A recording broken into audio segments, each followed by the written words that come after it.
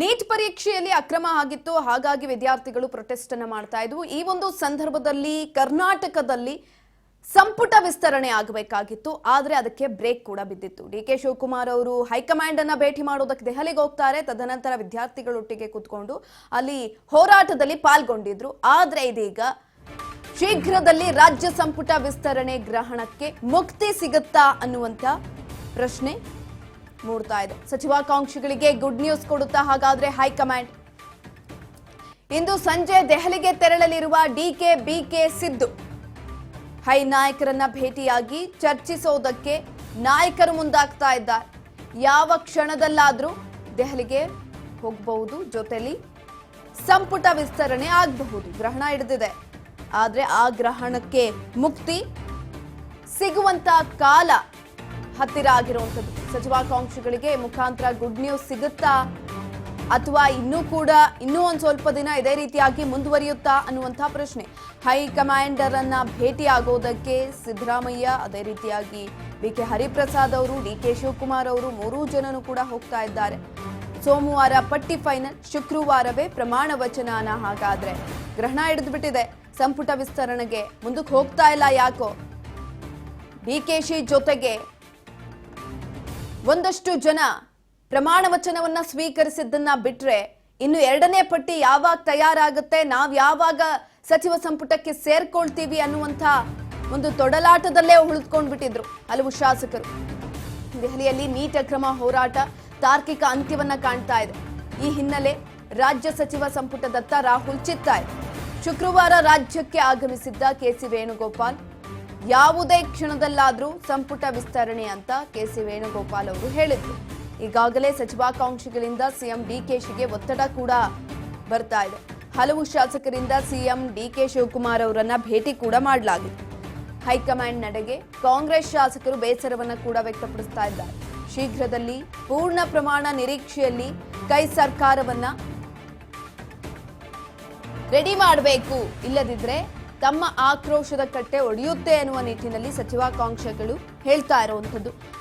DK Shivakumar ಅವರ ಮೇಲೂ ಕೂಡ ಒತ್ತಡ ಅನ್ನೋ ಜಾಸ್ತಿ ಆಗ್ತಾ ಇದೆ. ಈಗ ಆಲ್ರೆಡಿ ಕೆಲವೊಂದಷ್ಟು ಪಟ್ಟಿಗಳ ಸರಮಾಲೆನೇ ರೆಡಿ ಆಗ್ಬಿಟ್ಟಿತ್ತು. ಒಂದ್ ಕಡೆನಲ್ಲಿ ಡಿಕೆ ಶಿವಕುಮಾರ್ ಅವರು ರೆಡಿ ಮಾಡಿರುವಂತಹ ಪಟ್ಟಿ, ಮತ್ತೊಂದ್ ಕಡೆನಲ್ಲಿ ಸಿದ್ದರಾಮಯ್ಯನವರು ರೆಡಿ ಮಾಡಿರುವಂತಹ ಪಟ್ಟಿ, ಬಿಕೆ ಹರಿಪ್ರಸಾದ್ ಅವರು ಒಂದು ಪಟ್ಟಿ ರೆಡಿ ಮಾಡಿದ್ರು.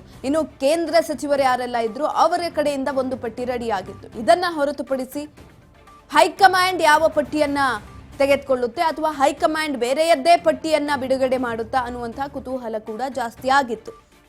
ಇನ್ನೇನೆಲ್ಲವೂ ಮುಗೀತು, ನಾಳೆ ಪ್ರಮಾಣ ವಚನವನ್ನ ಸ್ವೀಕಾರ ಮಾಡ್ತಾರೆ, ನಾಳೆ ಪಟ್ಟಿ ಫೈನಲ್ ಆಗುತ್ತೆ, ಯಾರ್ಯಾರು ಇರ್ತಾರೆ ಸಚಿವ ಸಂಪುಟದಲ್ಲಿ ಅನ್ನುವಂತಹ ವಿಚಾರ ಮುನ್ನೆಲೆಗೆ ಬರ್ತಿದ್ದಂಗೆ ಸ್ಟೂಡೆಂಟ್ಗಳ ಪ್ರೊಟೆಸ್ಟ್ ಜಾಸ್ತಿ ಆಗಿತ್ತು. ಹೋರಾಟ ಜಂತರ್ ಮಂತರ್ನಲ್ಲಿ ಭುಗಿಲೆದ್ದಿತ್ತು. ಹಾಗಾಗಿ ರಾಹುಲ್ ಗಾಂಧಿ ಅವರ ಒಟ್ಟಿಗೆ ಸೇರ್ಕೊಂಡು ಡಿಕೆ ಶಿವಕುಮಾರ್ ಅವರು ಕೂಡ ನರೇಂದ್ರ ಮೋದಿ ಅವರ ಮನೆಯ ಮುಂದೆ ಹೋರಾಟ ಮಾಡೋದಕ್ಕೆ ಮುಂದಾಗಿದ್ರು.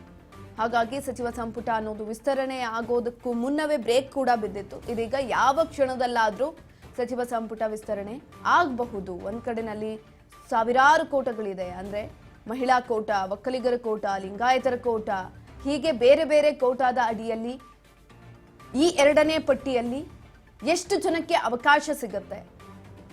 ರಾಹುಲ್ ಗಾಂಧಿ ಹೇಳಿರುವ ಪ್ರಕಾರ ಹೊಸಬರಿಗೆ ಅವಕಾಶವನ್ನ ಕೊಡಬೇಕು ಅನ್ನುವ ನಿಟ್ಟಿನಲ್ಲಿ ಹೇಳಿದ್ದಾರೆ.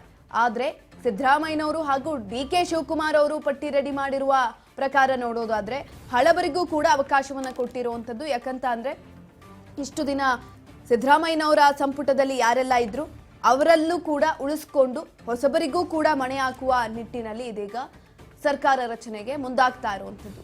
ಈ ಪಟ್ಟಿಯಲ್ಲಿ ಯಾರೆಲ್ಲ ಇರ್ತಾರೆ ಅನ್ನೋದು ಕೂಡ ತೀವ್ರವಾದಂತಹ ಕುತೂಹಲವನ್ನು ಮೂಡಿಸ್ತಾ ಇದೆ. ಈಗ ಆಲ್ರೆಡಿ ಕೆಲವೊಂದಷ್ಟು ಹೆಸರುಗಳು ಕೂಡ ಕೇಳಿಬಂದಿರುವಂಥದ್ದು. ಸಂಭಾವ್ಯ ಪಟ್ಟಿ ಕೂಡ ರೆಡಿ ಆಗಿದೆ.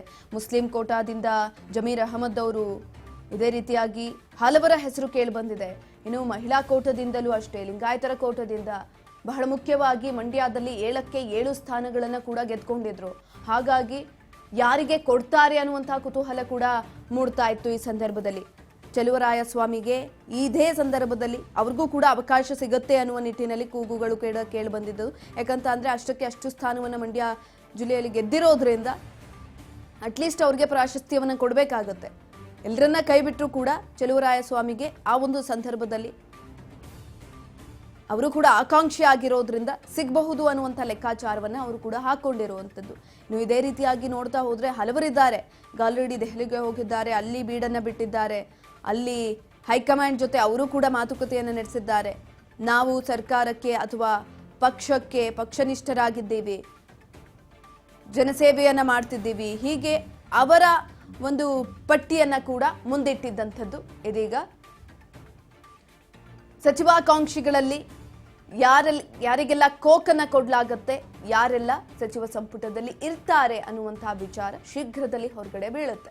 ಯಾಕಂತ ಅಂದ್ರೆ ಗ್ರಹಣ ಇಳಿದ್ಬಿಟ್ಟಿದೆ, ಸೂರ್ಯಗ್ರಹಣ, ಚಂದ್ರಗ್ರಹಣ, ಇದೆಲ್ಲದಕ್ಕೂ ಕೂಡ ಒಂದು ಟೈಮ್ ಅಂತ ಇರುತ್ತೆ, ಬಿಟ್ಟೋಗ್ಬಿಡುತ್ತೆ. ಆದ್ರೆ ಕರ್ನಾಟಕ ಸರ್ಕಾರಕ್ಕೆ ಹಿಡಿದಿರುವಂತ ಈ ಸಚಿವ ಸಂಪುಟ ವಿಸ್ತರಣೆ ಗ್ರಹಣ ಮಾತ್ರ ತಾರ್ಕಿಕವಾದಂತಹ ಅಂತ್ಯವನ್ನ ಮಾತ್ರ ಕಾಣಿಸ್ತಾ ಇಲ್ಲ. ಹಾಗಾಗಿ ಶೀಘ್ರದಲ್ಲಿ ಪಟ್ಟಿ ರೆಡಿಯಾಗಿ ಶೀಘ್ರದಲ್ಲಿ ಪೂರ್ಣ ಪ್ರಮಾಣದಲ್ಲಿ ಎಲ್ಲರೂ ಕೂಡ ಸಂಪುಟ ಸೇರುವಂತಹ ಸಾಧ್ಯತೆಗಳು ಹೆಚ್ಚಿನದಾಗಿದೆ. ಡಿಕೆಶಿಗೂ ಕೂಡ ಒತ್ತಡ ಜಾಸ್ತಿ ಆಗ್ತಾ ಇದೆ. ಡಿಕೆಶಿ ಅವರನ್ನ ಕೂಡ ಭೇಟಿ ಮಾಡಿದ್ದಾರೆ. ಜೊತೆಯಲ್ಲಿ ಡಿಕೆಶಿ ಅವರನ್ನ ಭೇಟಿ ಮಾಡಿ ನಮಗೆ ಅವಕಾಶ ಕೊಡಬೇಕು ಅನ್ನುವ ನಿಟ್ಟಿನಲ್ಲಿ ಅವರು ಕೂಡ ಹೇಳಿರುವಂಥದ್ದು. ಅದರ ಜೊತೆಯಲ್ಲಿ ಸಿದ್ದರಾಮಯ್ಯನವರು ಕೂಡ ಭೇಟಿ ಮಾಡಿದ್ದಾರೆ, ಅವ್ರಿಗೂ ಕೂಡ ಒತ್ತಡವನ್ನು ಹಾಕಿದ್ದಾರೆ. ಹಾಗಾಗಿ ಶೀಘ್ರದಲ್ಲಿ ಇದಕ್ಕೆ ಬ್ರೇಕ್ ಬೀಳುವಂತ ಸಾಧ್ಯತೆಗಳು ಕೂಡ ಇರುವಂಥದ್ದು.